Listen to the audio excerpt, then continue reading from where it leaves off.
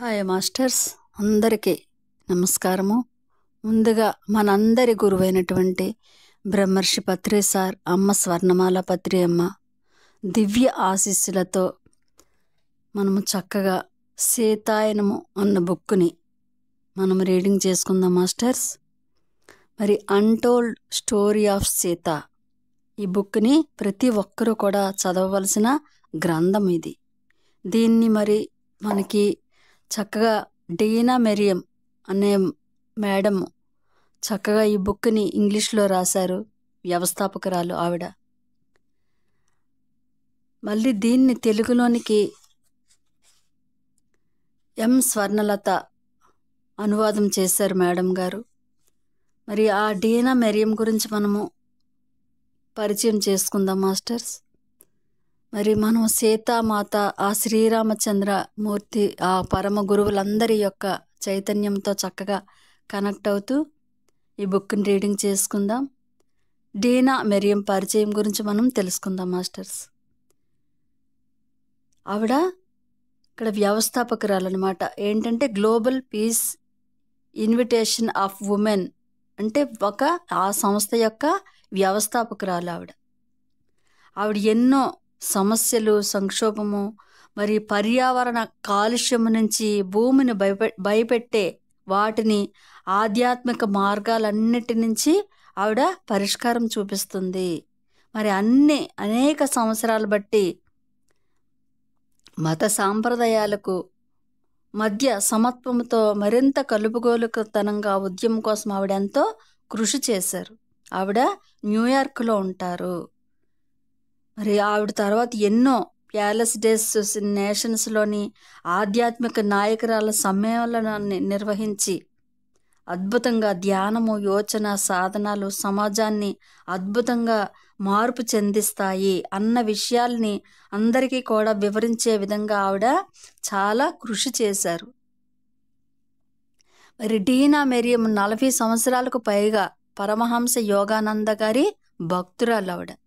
అలాగే క్రియాయోగ సాధకురాలు, ఎన్నో వేదాలను అభ్యసించారు. మరి మెరియం సేక్రెడ్ లిటరేచర్ కొలంబియా విశ్వవిద్యాలయంలో కూడా మాస్టర్ డిగ్రీ పొందారు ఆవిడ.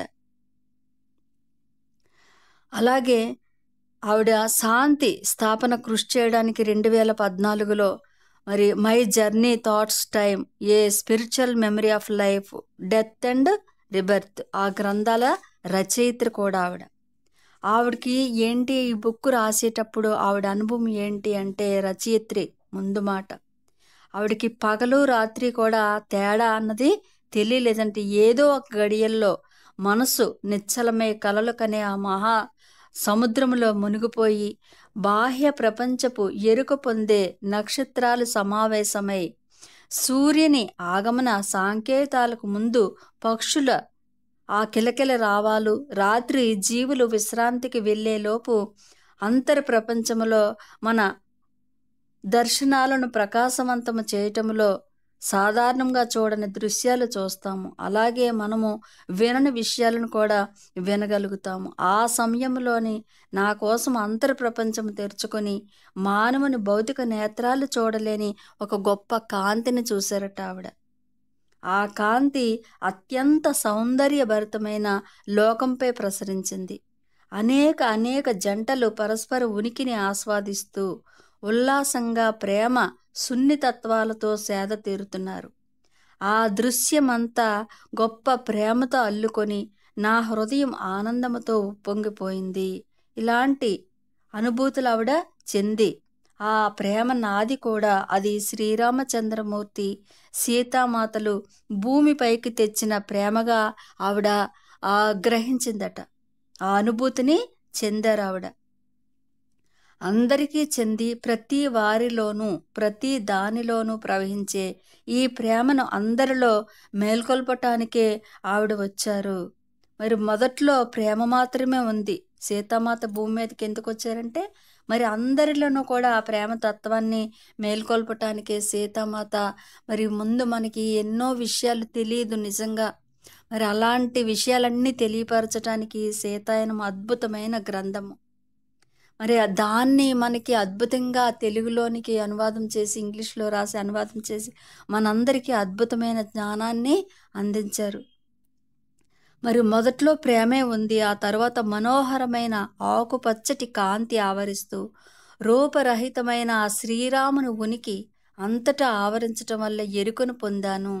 నేను ప్రగాఢమైన ప్రేమ, వాత్సల్యం పట్ల ఆశ్చర్యం పొందుతూ ఉండగానే, ఇది శ్రీరాముడు భూమిపైకి తెచ్చిన ప్రేమ. ఆయన ఒకానొక నూతన నాణ్యమైన ప్రేమను ఎరుకపరిచారు అన్న మాటలు డీనా మెరియం గారికి వినిపించాయట. ఆ స్వరము తన లోపల నుంచి వినిపించిందంట. ఆ ప్రేమను ఎరుకపరిచారు అన్న మాటను, నాణ్యమైన ప్రేమను ఎరుకపరిచారు అన్న మాటను ఆవిడ లోపల నుంచి వస్తున్నాయట. ఈ సీతారాములు, సీతామాత సృష్టి మొత్తములోనూ సంకేత రూపంలో ఉన్న ప్రేమను వెలికి తీయడానికి వచ్చారు ఈ మానవాళిలోని. ఇదంతా పురోగమించాలి, ఈ పరిపూర్ణము అని ఇది చెయ్యాలి, అందరికీ తెలియపరచాలని ఆవిడగా డీనా మెరియం గారికి అప్పుడు అర్థమైందట. అక్కడ ఒక స్త్రీ గాని, పురుషుడు గాని చెందిన స్వరము కాదది. అది స్వీకృతి స్థితిలో వినిపించే స్వరంగా ఆవిడ గ్రహించారట. మరి ఆ మార్మిక ఎరుకలో కొంచెం సేపు ఆ ఎరుకుతోనే ఆ అనుభూతితో ఆవిడ ఉన్నారు. క్రమక్రమంగా ఆవిడ కళ్ళు తెరుచుకొని ఈ బాహ్య ప్రపంచంలోనికి వచ్చారట. అంత పూర్తిగా లీనమైపోయారనమాట డీనా మెరియం గారు. మరి ఆ కాంతి ఆవిడ కళ్ళ ముందు దృశ్యమైపోయి, మామూలుగా కళ్ళు తెరిచేసరికి ఆ చైతన్యం అంతర ప్రపంచం నుంచి బాహ్య ప్రపంచంలోనికి వచ్చిందట. ఆవిడ యవ్వనమంతా నేను శ్రీరామచంద్రుడు, సీతామాతల భక్తురాలట ఆవిడ. యాక్చువల్‌గా ఆవిడ శ్రీరామచంద్రుడు, సీతామాత యొక్క భక్తురాలట. ఈ పుస్తకము రాయడం ఆరంభించినప్పటి నుంచి వారితో వ్యక్తిగత బంధాన్ని ఆవిడ అనుభూతి చెందిందట. పూర్తిగా మనం బాహ్యంగా బయట మనుషులతో ఎలా అయితే మనం మమేకమై మాట్లాడుతూ మనం చేస్తూ ఉంటామో అలాంటి అనుభూతిని, ఆ బంధాన్ని ఆవిడ పూర్తిగా అనుభవం చెందుతుందట.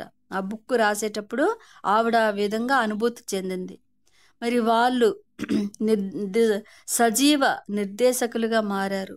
వారి ఉనికిలో చక్కగా ఓలలాడుతూ, మూసిన కళ్ళ వెనుక వారిని చూస్తూ, వింటూ, నేను వింటున్నా, నమోదు చేసుకుంటున్నా పదాలపై గాఢంగా ప్రతిబింబిస్తూ, వారితో మాట్లాడుతూ, నా హృదయంలోనికి వెల్లడి చేయబడిన దానిని నా మేధస్సుతో అవగాహన చేసుకోవడానికి చాలా ఆవిడ పూర్తిగా ఆ సీతారామ యొక్క చైతన్యంతో కనెక్ట్ అయ్యి దాని నుంచి వాళ్ళు ఇచ్చిన మెసేజ్ని అవగాహన చేసుకోవడానికి చాలా ప్రయత్నం చేసిందట.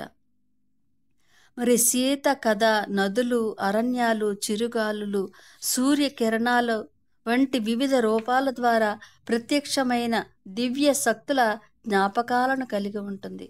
ఒక్కొక్కసారి ఈ కథలన్నీ ఎక్కడి నుండి వస్తున్నాయా అన్న సందేహము ఆవిడకావిడే ఆ మనసు నుంచి తన మనసు అలా అడిగేదట, వేధించేదంట. అసలు ఇవన్నీ ఎక్కడి నుంచి వస్తున్నాయి?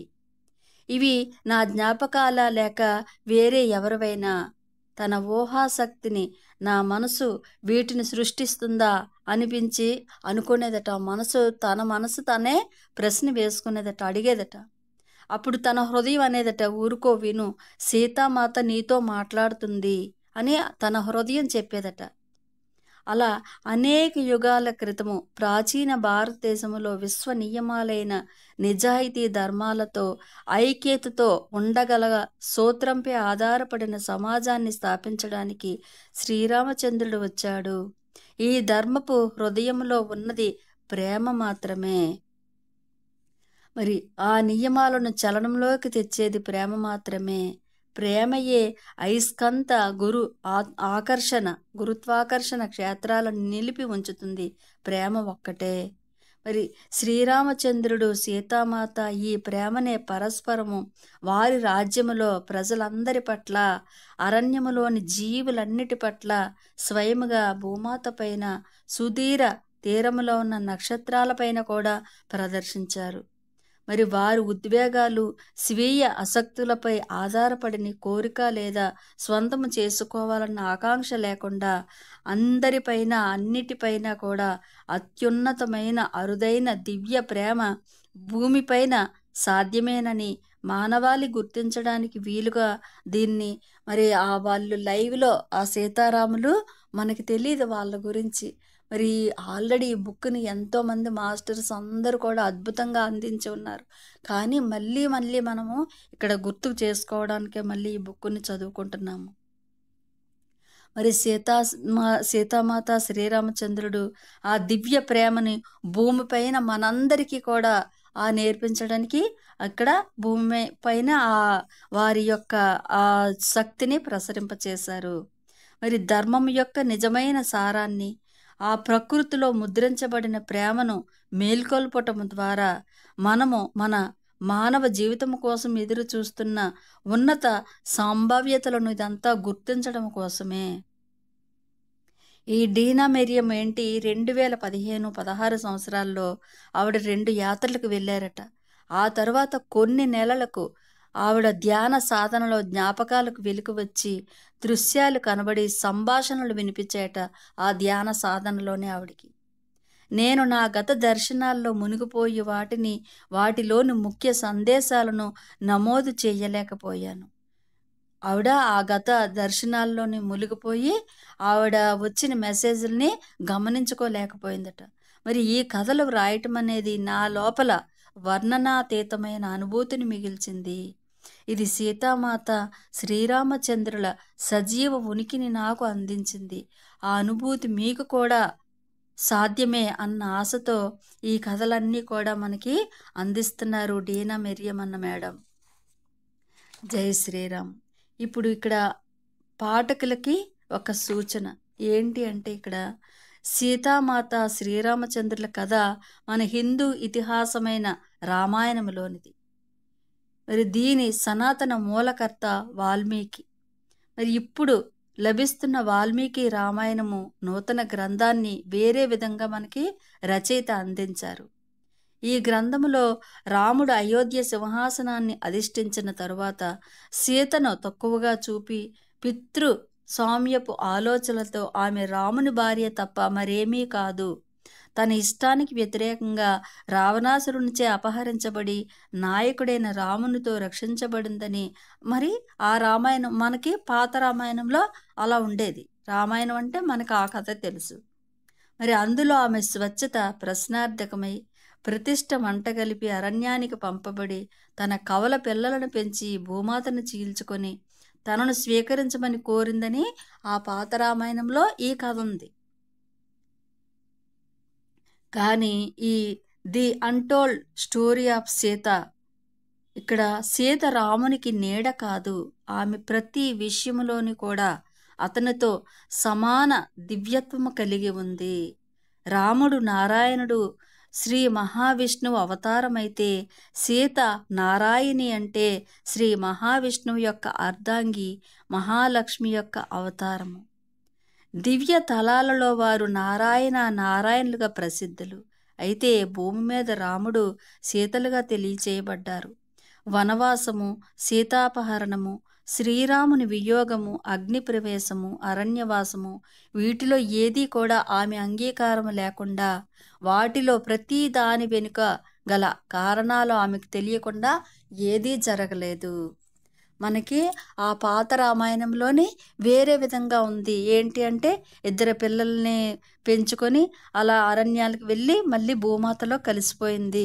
ఓన్లీ రాముని భార్య అదొక్కటే రామాయణంలో ఉంది. కానీ ఎప్పుడైతే ఈ అన్టోల్డ్ స్టోరీ ఆఫ్ సీతలోని తనకి తెలియకుండా, తన అంగీకారం లేకుండా ఇక్కడ ఏమీ జరగలేదు, అంతా కూడా ఆవిడ అంగీకారంతోనే ఈ సీతారాములు ముందే అనుకునే వాళ్ళ జీవితం ఈ విధంగా జరిగింది ఇక్కడ అని తెలియపరచడం జరిగింది ఈ బుక్కులో. ఇక్కడ నేను ప్రపంచానికి తెలియపరచబడిన సనాతన కాలపు స్త్రీ ఋషులను అన్నింట తమ భర్తలతో సమానమైన వారు అనే విషయాన్ని, అంటే అప్పుడు ఆ కాలంలోని స్త్రీకి అణచివేత ఉండేది. కానీ ఎప్పుడైతే సీతామాత మగవాళ్ళకి ఆడవాళ్ళకి సమానమైన హక్కు ఉంటుంది, భర్తలతో సమానమైన వారే అనే విషయాన్ని ఆ సీతామాత ద్వారా మనకి ఈ స్త్రీ, అందుకే మరి సారు చక్కగా ధ్యాన మహిళా చక్రము మరి మహిళలదే పైచేయిగా తీసుకువచ్చారు, వెలుగులోనికి తీసుకువచ్చారు. మరి అనసూయ అత్రి మహర్షి అర్ధాంగి మాత్రమే కాదు, ఆమె స్వయంగా వివేకవంతమైన ఋషి అనసూయగా పిలువబడేది. ఆ కాలములో మహిళా సాధికారత ఋషులు మరి దేవుళ్ళ తలం వరకు విస్తరించి ఉండేది. ఇక్కడ భూమిపైన స్త్రీలందరికీ కూడా వారి ఆధ్యాత్మిక సాధనలు, జ్ఞానాలు పురుషులతో సమానంగా ఉండేవి. ఇక్కడ స్త్రీ ఋషులను క్రాంతిదర్శిని అంటారు, కానీ అది వాడుకలో లేకపోవడము, ఉచ్చారణలో కష్టము కనుక ఈ పుస్తకములో స్త్రీ ఋషులకు కూడా ఋషి అనే పదాన్ని వాడి ఉన్నారు. మరి అంతటి అద్భుతమైన జ్ఞానాన్ని మనకి ఈ సీతామాత యొక్క పూర్తిగా ఆ జ్ఞానాన్ని మనకి ఈ డీనా మెరియము అన్న మనకి అందించారు. దీన్ని తెలుగులోనికి కూడా చక్కగా మనకి డీనా మెరియం గారు ఇంగ్లీష్లో రాశారు, తెలుగులోని మనకి అందించిన వారు స్వర్ణలత మేడం గారు. మరి ఈ బుక్ గురించి మరి సార్ కూడా ఒక అద్భుతమైన సందేశం ఇచ్చారు. ఏంటి అంటే, రామాయణం తర్వాత ఇన్ని వేల సంవత్సరాలకు సీతాయనం వచ్చింది. ఆది గ్రంథమైన రామాయణం యొక్క యథార్థ మూల స్వరూపము, అసలైన స్వరూపము ఇప్పుడు బయటపడింది. మరి అది ఎవరి వల్ల అంటే, చక్కగా భారతదేశానికి మూల గ్రంథమైన ఆ రామాయణాన్ని వాల్మీకి మహర్షి రచించిన కాలక్రమేణా అందులో యథార్థంగా జరగని కొన్ని విషయాలు చేర్చబడ్డాయని మనం అంతా చిన్నప్పటి నుంచి అనుకుంటూనే ఉన్నాం. అయితే డీనా మెరియం గారు రామాయణాన్ని అన్టోల్డ్ స్టోరీ ఆఫ్ సీతాగా స్వీయ తన అనుభవాల ద్వారా దీన్ని తిరగరాశారు. అందరికీ ఇంత అద్భుతమైన జ్ఞానాన్ని ఇచ్చారు. ఈ గ్రంథము అన్టోల్డ్ స్టోరీ ఆఫ్ సీత చదవగానే చిన్నప్పటి నుంచి ఉన్న మౌలిక సందేహాలన్నీ కూడా అందరికీ కూడా రామాయణంలో ఉన్నవన్నీ కూడా ఆ డౌట్లన్నీ కూడా పటాపంచలైపోయాయి. అంతటి గొప్ప అద్భుతమైన పుస్తకం ఇది. ఇది భారతదేశ ప్రజలందరికీ కూడా ఈ సీతాయన గ్రంథము ఒక అపూర్వమైన కానుక, బహుమతి. మరి మన గ్రేట్ పిరమిడ్ మాస్టరు బ్రహ్మ విద్వరిష్ట స్వర్ణలత గారికి మన తెలుగు అంటే ఇంగ్లీష్లో ఉన్న బుక్ని తెలుగులోనికి ఆవిడ అనువాదం చేశారు. మరి ఆవిడకి మనం అందరం కూడా కృతజ్ఞతలై ఉందాము. అలాగే ప్రతి మానవుడి ఇంట్లో కూడా, ప్రతి భారతీయుడి ఇంట్లో కూడా తప్పకుండా ఈ బుక్కును చదివి ఇందులో ఉన్న జ్ఞానాన్ని తీసుకోవలసిన గ్రంథము కూడా ఇది. అందరింట్లో ఉండవలసిన బుక్కు ఈ సీతాయనము. మరి డీనా మేడము గారి పాద పద్మాలకు పిఎస్ఎస్ఎం యొక్క సహస్ర ప్రణామాలు. ముఖ్యంగా ఈ పుస్తకాన్ని ప్రచురించడానికి ముందుకు వచ్చిన పిఎస్ఎస్ఎం మీడియా వారికి, మరి మన తెలుగు ప్రజలందరి తరపున కూడా విశేష కృతజ్ఞత. మరి పిఎస్ఎస్ఎంఏ లేకపోతే ఈ బుక్ అన్నది మనకు తెలియదు. మరి అందరికీ కూడా పత్రి సారు అద్భుతమైన సందేశాన్ని ఇచ్చారు. ఏంటంటే, ప్రజలందరూ కూడా ధ్యాన హింసాదులతోనూ మరి ప్రకృతి మాత అనుసంధానముతోనూ కూడి సర్వ సమృద్ధ సుఖశాంతులతో వర్ధిల్లుదురుగాక. మరి ఆ సీతారాముల సందేశామృతాన్ని సంపూర్ణముగా అందరూ కూడా గురువులెదురుగాక. మన పత్రి సార్ మనకి అందరికీ కూడా ఆ దీవెనలు అందించారు. మరి దీనికి ఈ బుక్ గురించి సరోజ గుల్లవల్లి మేడం గారు మళ్ళీ కొద్దిగా తన అనుభవం చెప్పారనమాట. మరి డీనా మరియం గారు రాసిన ఎవ్వరికీ తెలియని సీత కథ సీతాయనము అన్న పుస్తకము మన అందరి జీవితాలను పరివర్తన చేయగలిగిన అద్భుతమైన పుస్తకాల్లో ఇది ఒక పుస్తకము. ఇది 2020 మార్చి 28వ తేదీన బ్రహ్మర్షి పితామహ పత్రిజీ దగ్గర నుంచి ఈ పుస్తకము ఆవిడకి చేరిందట.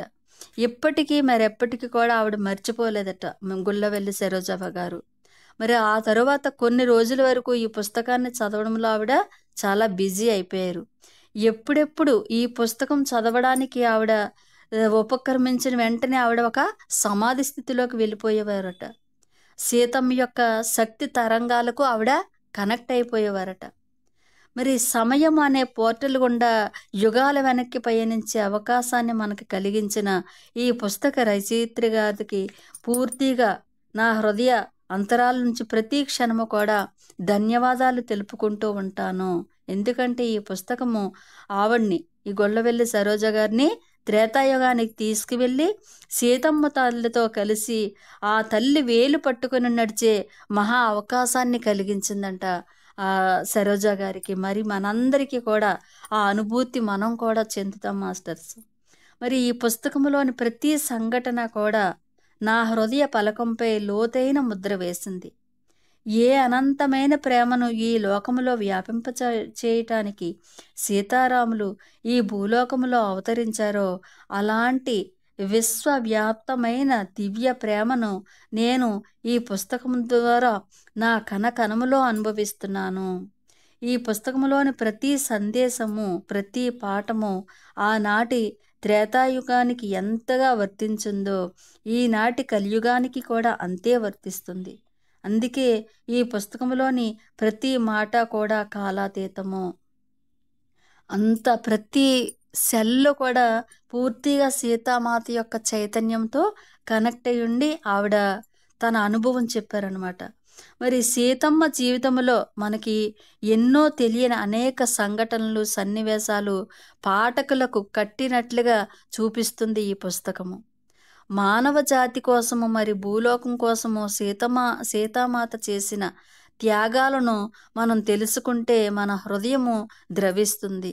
మరొక వైపు సీతాదేవి జీవితంలో జరిగిన ప్రతి సంఘటన ఆమె అంగీకారముతోనే జరిగిందని తెలుసుకుంటే చాలా గర్వంగా కూడా అనిపిస్తుందన్నమాట. ఆవిడ ఇష్టపూర్వకంగా ఇదంతా జరిగిందంటే చాలా ఆనందంగా అనిపిస్తుంది.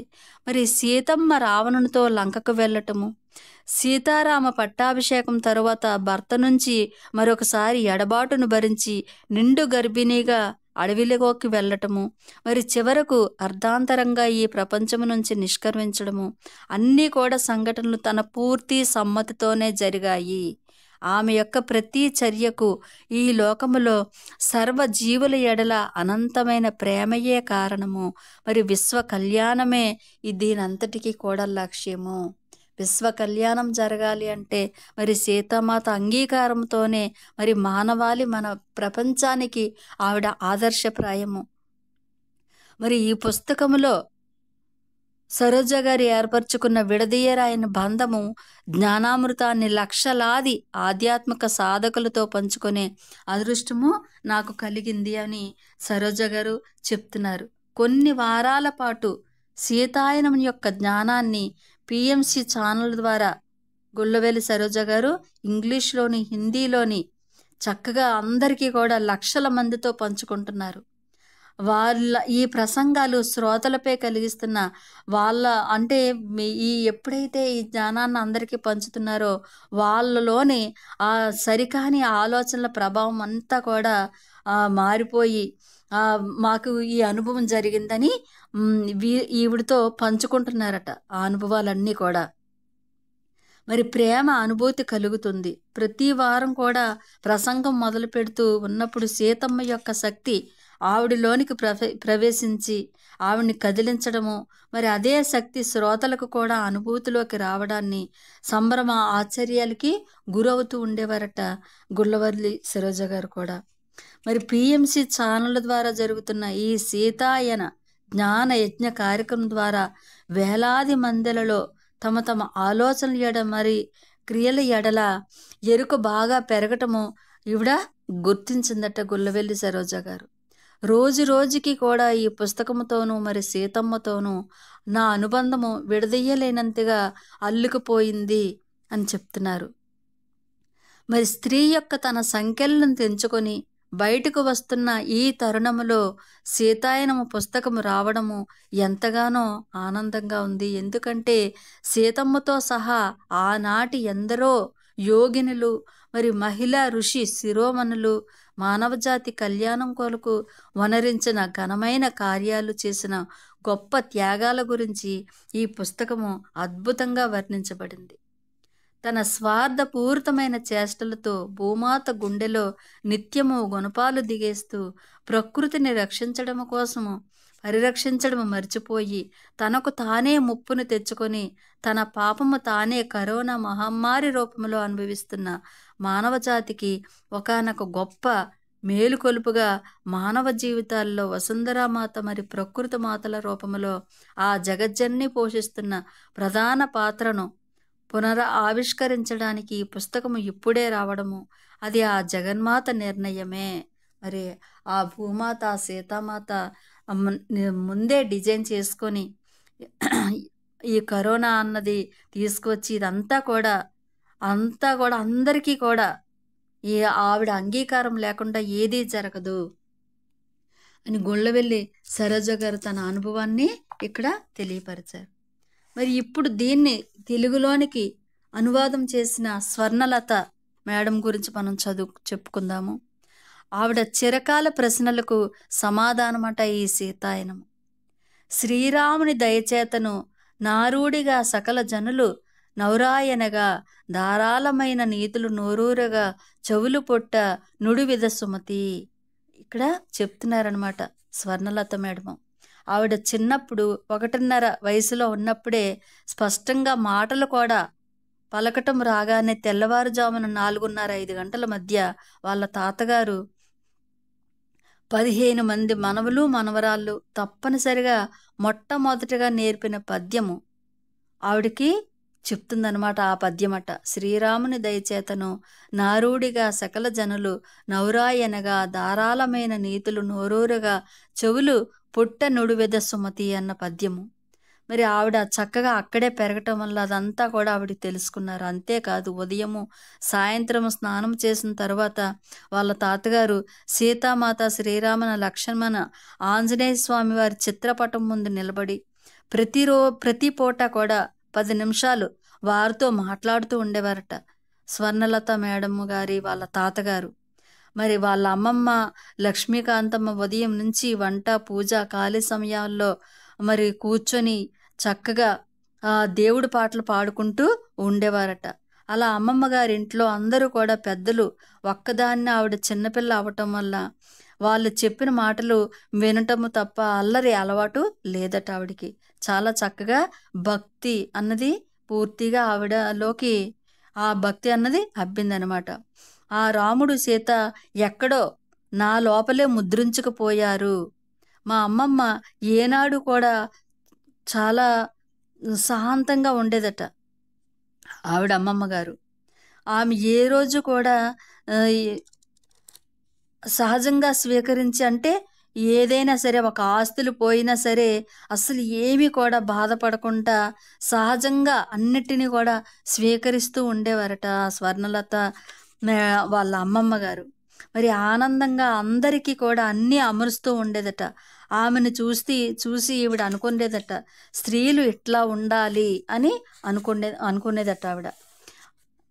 కాలేజీ చదువుకి వచ్చిన తర్వాత మహిళా కళాశాలలో స్త్రీవాద ఉద్యమ సమావేశాలు జరుగుతూ ఉన్నప్పుడు ప్రిన్సిపల్ గారు మమ్మల్ని కూడా వాటికి పంపేవారట. ఆ ఉపన్యాసాలు విన్నప్పుడు మనం మగవాళ్ళతో సమానంగా లేము అన్న భావన సరికానిదేమో అన్న ఆలోచన ఈవిడికి వచ్చిందట. అప్పుడు ఏంటి అంటే ఇక్కడ కానీ అదంతా నిజం కాదు. స్త్రీలు ఆత్మగౌరవము జ్ఞానము ఉండవలసిన మాట నిజమే, కానీ దానికోసము పోరాటాలు వ్యక్తిత్వ సంఘర్షణలకు పాల్పడి జీవితాలను దుర్భరం చేసుకోవటం అవివేకము. ఆధునిక ఉన్నత విద్యావంతులైన మహిళల్లో కొందరు ఆలోచన విధానములో ఏదో లోపం ఉన్నది అని, ఇక్కడ మగవాళ్ళు పైన ఉండడం ఆడవాళ్ళు తక్కువ కాదు అన్న విషయాన్ని ఆవిడ గమనించిందట. మరి అప్పట్లో 1970లో దశకంలో రంగనాయకమ్మ గారి రామాయణ విషవృక్షం అన్న పుస్తకము చదివిందట. చదివినప్పుడు మగవాళ్ళు అతిశయముతో అహంకారముతో ఉంటారని, స్త్రీవాదులు అనేవి పరిశీలిస్తే ఎక్కడో తప్ప వాళ్ళు కూడా మామూలుగానే సాధారణంగానే కనిపించారట. మరి నేల పట్ల ఎంతో భూమాత పైన ఎంతో ప్రేమ ఉండేదట ఆవిడికి.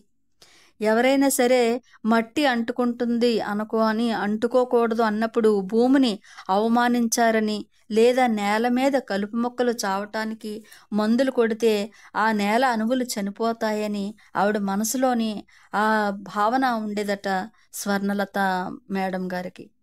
ఇప్పుడు ఈ సీతాయనము చేతిలోనికి వచ్చిన తర్వాత వాటన్నిటికీ కారణం అర్థమైందట. ఆ సహజ తత్వము, ప్రకృతి పరిరక్షణ అవి నా మూలాలలోనే ఉన్నాయి. ఆ కాలంలోనే నేను ఉండటం వల్ల అలా భావిస్తున్నానని ఆవిడ గ్రహించుకుందట. మరి జనక మహారాజు ఆదర్శ జీవనము, తన రాజ్యము విచ్ఛిన్నం అవుతుందని తెలిసిన సీతను అయోధ్యకు పంపడానికి సందేహపడకపోవటము, సీత మన కోసమే కాదు సమస్త విశ్వము కోసము ఉంది అనటము, అవన్నీ ఉన్నతీకరించబడిన వ్యక్తిలో విశ్వ ఔన్నత్యము కోసం పాటుపడటం అనేది సహజ పరిణామము. ఇదంతా కూడా ఆవిడ అవగాహన చేసుకోగలిగిందట. మరి భూమి ఒకానొక అవరోహణ చాపములో పరిభ్రమించటం వలన స్త్రీల శక్తి, జ్ఞాన, వివేకాలు మరుగున పడిపోయాయి తప్ప ఆ కాలంలోనే గొప్ప తపస్సంపన్నులు, లోకాలని సృష్టించగల స్త్రీలు ఉన్నారు అని ఆవిడికి అర్థమైందట. మరి ముఖ్యంగా ఈ శ్వాస మీద ధ్యానాన్ని ఋషి అనసూయ సీతామాతకు బోధించింది అని తెలుసుకోవటం ఎంతో ఆశ్చర్య ఆనందాలను కలిగించటమే కాక మన ధ్యాన ప్రక్రియ ఎంత సనాతనమైందో కూడా తెలిసింది. ఈ ధ్యానం ఇప్పుడు మనం ధ్యానం చేస్తున్నాం అంటే అది ఎంత అద్భుతమైన ప్రక్రియ అన్న విషయం కూడా ఆవిడకి అర్థమైందట.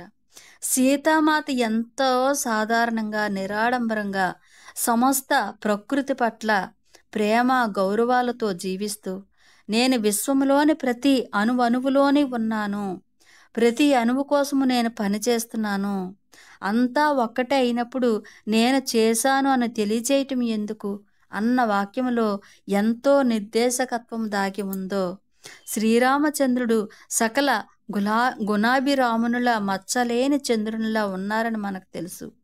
ఈ సీతాయనము అత్యున్నత వివేకాన్ని, మరి సంయమయాన్ని వెలికితీసి ఆయన ఔన్నత్యాన్ని మనందరికీ కూడా ఇది ఉన్నతీకరించబడింది. మరి రామాయణము భారతదేశ ఆధ్యాత్మిక జీవనానికి, ఔన్నత్యానికి ప్రతీక అని మనం వింటాం. కానీ ఇప్పుడు మనం దాన్ని మరో విధంగా సీతాయనంగా మనం ప్రతీక చెప్పుకోవచ్చు. మరి 6 సంవత్సరాల క్రితము మా నాన్న మైనేని మధుసూదనరావు గారు సంవత్సరం పాటు ఎండనక వానక ప్రతిరోజు స్వయంగా నిలబడి మా ఊరిలోని రామాయణాన్ని పునర్మించడంలో కృషి చేశారు. దానివల్ల కూడా రామునితో కొంత అనుబంధం ఏర్పడింది. మా సన్నిహితులు నన్ను, నా భర్త తిలక్ గారిని సీతారాములు అనేవారట. ఈ స్వర్ణలత వాళ్ళ భర్త గారిని, వాళ్ళ నాన్నగారు అందరూ కూడా సీతారాములు అంటే ఈవిడ భర్తని తిలక్ గారిని కూడా సీతారాములు అనేవారట. మరి ఈ సీతాయనాన్ని వెలుగులోనికి తెచ్చి డేనా మెరియం మేడంకు చక్కగా ముద్రించిన మళ్ళీ వాళ్ళందరికీ కూడా సాయి నాగరాజు గారికి హృదయపూర్వక కృతజ్ఞతలు. తెలుగు వాదానికి నాకు ఇంతటి అవకాశాన్ని ఇచ్చిన పత్రిజీ గారికి ప్రేమపూర్వక ప్రణామాలతో స్వర్ణలత మేడం గారు కూడా ఎంతో కృతజ్ఞతలు తెలియపరిచారు. మరి ఇక్కడ మళ్ళీ ఆప్తవాక్యము, ఇక్కడ పీలా లక్ష్మీకాంతం గారికి, మరి సత్యనారాయణ, పీలా వెంకట సత్యనారాయణ గారు కూడా చిన్న ఈ సీతాయనం బుక్ గురించి మనకి తెలియపరిచారు. మరి భారతీయత అనగానే గుర్తుకు వచ్చేది వాల్మీకి విరచిత రామాయణము. మరి భార్యాభర్తల అన్యోన్య దాంపత్యానికి ప్రతీక సీతారాములు. అటువంటి రామాయణ గాథ ఎన్నిసార్లు విన్నా, చదివినా తనివి తీరదు. అమెరికా దేశానికి చెందిన జూయిష్ మహిళ డేనా మెరియం గారు ధ్యాన స్థితిలో తన గత జన్మలను చూసుకొని, తన ప్రతి జన్మలోనూ సీతారాములే తనకి మార్గదర్శకులుగా ఉన్నారని తెలుసుకోవటము, అలా తెలుసుకుని మీనాక్షి మరియు అనసూయగా తన జన్మల్లో మమేకమయ్యి, ఆ జన్మలో సీతమ్మ తల్లితో, శ్రీరామచంద్రునితో, జనక మహారాజుతో, తన తండ్రి దుష్యంతుడితో, తన తోటి చెలికెత్తెలతో, సోమాతో తన అనుభవాలను అన్టోల్డ్ స్టోరీ ఆఫ్ సీత అన్న గ్రంథముగా అందించి ఈ ప్రపంచానికి నిజమైన రామాయణ హృదయాన్ని ఆవిష్కరించారు. మరి మనందరికీ కూడా తెలిసినవి సీతమ్మ కష్టాలు, శ్రీరాముని ధర్మపత్నిగా ఆమె కర్తవ్య నిర్వహణ, తల్లిగా లవకుశులను తీర్చిదిద్దటం మాత్రమే. కానీ డేనా మేడము గ్రంథము ద్వారా సీతామాత పృథ్వీతత్వము, వసుంధరామాతతో అనుబంధము, నదీమ తల్లితో అనుబంధము, అనుసంధానము, ప్రకృతి మరి సమస్త జీవరాశుల పట్ల ప్రేమ, మరి వాటి పరిరక్షణ మనకు గోచరిస్తుంది ఈ బుక్కులో. యోగి తత్వానికి, పరిపాలన సామర్థ్యానికి, జ్ఞానానికి, విశ్వజనక ప్రేమ తత్వానికి సీతామాత ప్రతీకగా ఈ గ్రంథములో మనకి కనిపిస్తారు ఫ్రెండ్స్. సమభావము, స్నేహభావము, కరుణ, దయ, ప్రేమతత్వము ఆమెకి సహజ ఆభరణాలు అని స్పష్టంగా మనకి అర్థమవుతుంది. పుట్టినింట్లో నేర్చుకున్న జ్ఞానము, మెట్టినింట్లో ప్రేమతత్వముతో పరిస్థితులకు అనుగుణముగా అందరికీ ప్రసరింపచేస్తూ దివ్య స్త్రీతత్వము నిరూపణ చేశారు సీతామాత. మరి నేను ఈ ప్రపంచానికి సేవకురాలిని అని చెప్పటములోను, ధ్యానము విశిష్టతను చెప్పటములో అంత సౌందర్యమే నిజమైన సౌందర్యము, మానసిక ఆధ్యాత్మిక బలమే నిజమైన బలము అని చెప్పటములోను, లవకుశములను పెంచే తల్లిగా ఆమె తల్లులకు స్ఫూర్తిగా నిలవటములోను, సీతామాతకు సీతామాతే సాటి, ఇవన్నీ ఈ పుస్తకములోని కొన్ని మచ్చు తునకలు. ఇలాంటి అద్భుత పౌత్రోచిత చిత్య మనులు ఇంకా ఎన్నో ఉన్నాయి. ప్రతి ఒక్కరి దగ్గర ఉండవలసిన, చదవవలసిన, ఆచరించటానికి పుస్తకము మన సీతాయనము. ఈ అద్భుత ఆవిష్కరణలో, ఈ మహాయజ్ఞములో మరి నేను ఒక సమిధనవుతున్నందుకు ఆనందిస్తూ కృతజ్ఞాభివందనాలు తెలుపుకుంటూ సర్వేజన సుఖనోభవంతు. ధ్యానం చేద్దాము, స్వాధ్యాయం చేద్దాము, సజ్జన సాంగత్యము చేద్దాము, ధ్యాన జగత్తులో ఉందాము అని పివి అప్పలనాయుడు గారు కూడా ఒక అద్భుతమైన మెసేజ్ని అందించారు ఈ సీతాయనం బుక్ గురించి. ఓకే మాస్టర్స్, ఇప్పుడు మనము చక్కగా కథలోనికి వచ్చేద్దాము.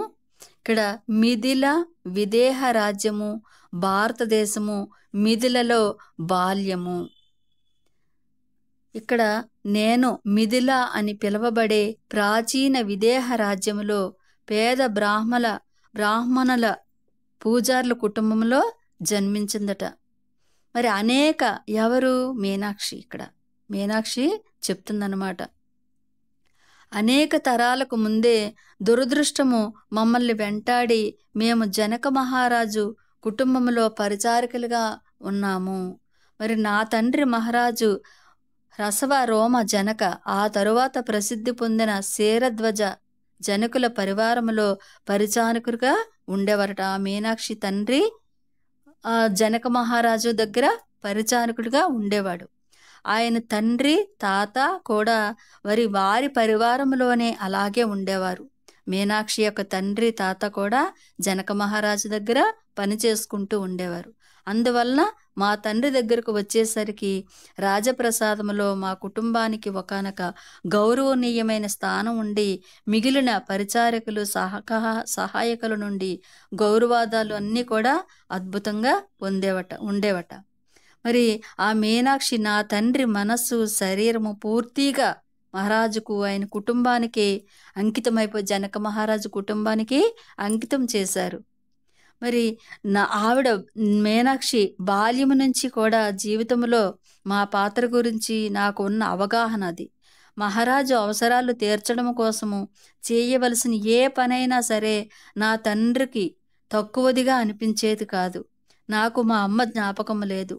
మీనాక్షికి వాళ్ళ అమ్మ గుర్తుకు లేదట. ఆవిడ బాల్యంలోనే చనిపోయింది.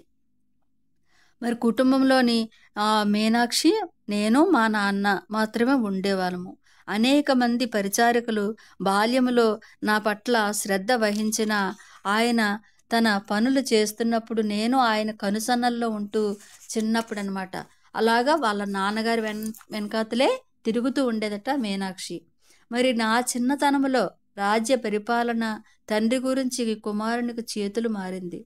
మరి శరధ్వజ జనక రాజు అయ్యాడు. ఆయన ప్రజలకు మహారాజు పట్ల ఉండే అంకితత్వము, వినయాలు, మన్ననలు కూడా జనక మహారాజు ఎంతో అద్భుతంగా రాజ్యాన్ని పరిపాలించేవారట. మరి ఆ తండ్రి వాళ్ళ మీనాక్షి తండ్రికి ఈ కొత్త రాజు పట్ల గొప్ప గౌరవము ఉందని వేరే చెప్పనక్కర్లేదు. జనక మహారాజు